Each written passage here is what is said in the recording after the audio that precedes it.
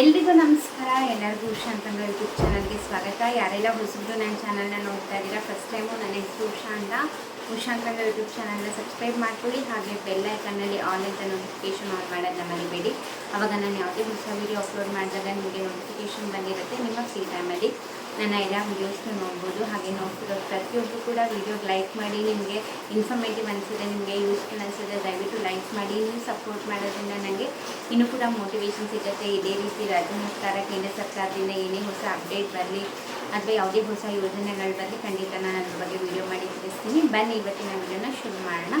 ನೀವು ಆಲ್ರೆಡಿ ನೋಡಿರೋ ಹಾಗೆ ತಮಿಳಲ್ಲಿ ಹೌದು, ನಿಮಗೆ ರೇಷನ್ ಕಾರ್ಡ್ ತಿದ್ದುಪಡಿಗೆ ಅವಕಾಶನ ಮಾಡಿಕೊಟ್ಟಿದ್ದಾರೆ. ನೀವು ಹೊಸ ಹೆಸರು ಸೇರಿಸೋದಾಗಿರ್ಬೋದು, ತೆಗ್ಸೋದಾಗಿರ್ಬೋದು, ಅಥವಾ ನೀವೇನಾದರೂ ಸ್ಪೆಲ್ಲಿಂಗ್ ಮಿಸ್ಟೇಕ್ ಆಗಿದ್ದರೆ ರೇಷನ್ ಕಾರ್ಡಲ್ಲಿ, ಅಥವಾ ಅಡ್ರೆಸ್ ಚೇಂಜ್ ಮಾಡಬೇಕಿದ್ರೆ, ಫೋನ್ ನಂಬರ್ ಚೇಂಜ್ ಮಾಡಬೇಕಿದ್ರೆ, ಏನೇ ತಿದ್ದುಪಡಿ ಇದ್ದರೂ ಕೂಡ ನೀವು Bengaluru one, Karnataka one, Grama one ಇಂಥ ಸೆಂಟರ್ಸ್ಗಳಲ್ಲಿ ಹೋಗಿ ಮಾಡಿಸ್ಕೋಬೋದು. ಹಾಗೆ ಇನ್ನೊಂದು ತುಂಬ ಜನ ಕೇಳ್ತಾ ಇದ್ರಿ ಹೊಸ ರೇಷನ್ ಕಾರ್ಡ್ಗೆ ಯಾವಾಗ ಅಪ್ಲೈ ಮಾಡೋಕ್ಕೆ ಕೊಡ್ತಾರೆ ಅಂತ. ಬಟ್ ಕೆಲವೊಂದು ಕಡೆ ಹೊಸ ರೇಷನ್ ಕಾರ್ಡ್ಗೂ ಕೂಡ ಅಪ್ಲೈ ಮಾಡಿಕೊಡ್ತಾ ಇದ್ದಾರೆ. ಆನ್ಲೈನಲ್ಲಿ ಅಪ್ಲಿಕೇಶನ್ ಕೆಲವೊಂದು ಟೈಮ್ ಓಪನ್ ಆಗಿರುತ್ತೆ, ಕೆಲವೊಂದು ಟೈಮ್ ಓಪನ್ ಆಗಿರಲ್ಲ. ಹಾಗೆ ಕೆಲವು ಸೆಂಟರ್ಸ್ಗಳಲ್ಲಿ ಮಾಡಿಕೊಡ್ತಿದ್ದಾರೆ, ಕೆಲವೊಂದು ಕಡೆ ಬರೀ ಎಮರ್ಜೆನ್ಸಿ ರೇಷನ್ ಕಾರ್ಡ್ ಮಾತ್ರ ಮಾಡಿಕೊಡ್ತಿದ್ದಾರೆ. ಹಾಗಾಗಿ ನಿಮ್ಮ ಹತ್ತಿರದ ಸೆಂಟರ್ಸ್ಗಳಲ್ಲಿ ಒಂದ್ಸತಿ ಕೇಳಿ ನೋಡಿ. ಯಾಕಂದರೆ ಅದು ಹೇಳೋಕ್ಕಾಗೋದಿಲ್ಲ ಅದು ಅಪ್ಲಿಕೇಶನ್ ಯಾವಾಗ ಓಪನ್ ಇರುತ್ತೆ, ಯಾವಾಗ ಕ್ಲೋಸ್ ಆಗಿರುತ್ತೆ ಅಂತ. ಸೊ ಹಾಗಾಗಿ ರೆಗ್ಯುಲರಾಗಿ ಅಪ್ಡೇಟ್ಸ್ನ ತೊಗೊತಾರೆ. ಈಗ ನಾವು ಕೂಡ ವಿಡಿಯೋದಲ್ಲಿ ಹೇಳೋಕ್ಕಾಗಲ್ಲ ನಿಮಗೆ ಇಂಥ ಟೈಮಲ್ಲಿ ನಿಮಗೆ ಅಪ್ಲಿಕೇಶನ್ ಓಪನ್ ಇರುತ್ತೆ, ಹೋಗಿ ಅಥವಾ ಇಷ್ಟು ದಿನ ಅಂತ.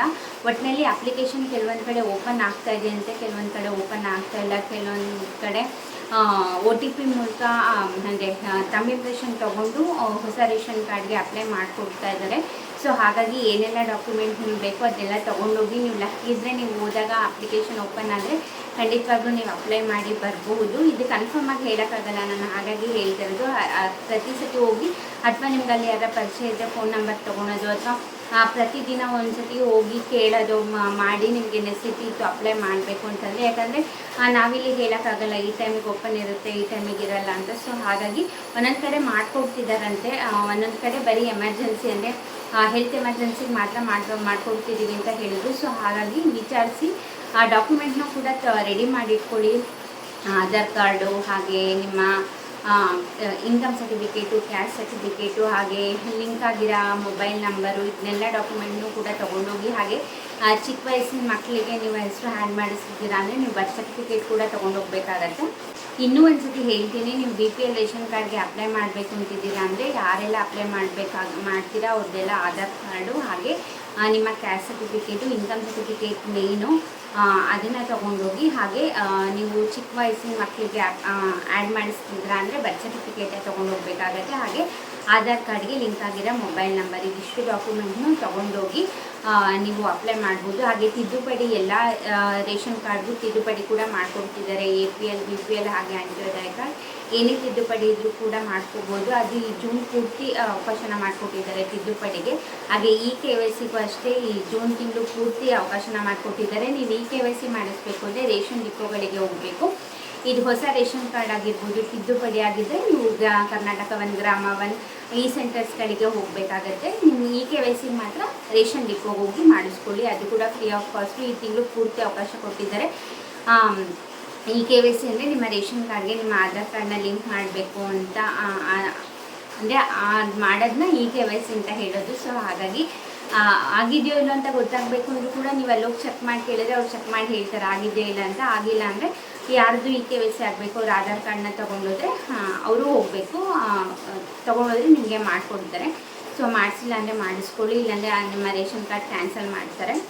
ಹಾಗೆ ಹೊಸದಾಗಿ ಬಂದಿರುವಂತಹ ಗೃಹಲಕ್ಷ್ಮಿ ಯೋಜನೆ ಬಗ್ಗೆ ಕೂಡ ನಾನು ಲೇಟೆಸ್ಟಾಗಿ ಅಪ್ಡೇಟ್ನ ಕೊಟ್ಟಿದ್ದೀನಿ. 21ನೇ ಕಂತಿನ ಹಣ ಯಾವಾಗ ಬರುತ್ತೆ ಅಂತ ಸ್ವತಃ ಮಹಿಳಾ ಮತ್ತು ಮಕ್ಕಳ ಕಲ್ಯಾಣ ಇಲಾಖೆ ಸಚಿವೆಯಾದಂತಹ ಲಕ್ಷ್ಮೀ ಹೆಬ್ಬಾಳ್ಕರ್ ಅವರು ಮಾಹಿತಿನ ಕೊಟ್ಟಿದ್ದಾರೆ. ಸೊ ಡೀಟೇಲಾಗಿ ವಿಡಿಯೋ ಮಾಡಿದ್ದೀನಿ, ನೆನ್ನೆ ವಿಡಿಯೋ ಚೆಕ್ ಮಾಡಿ.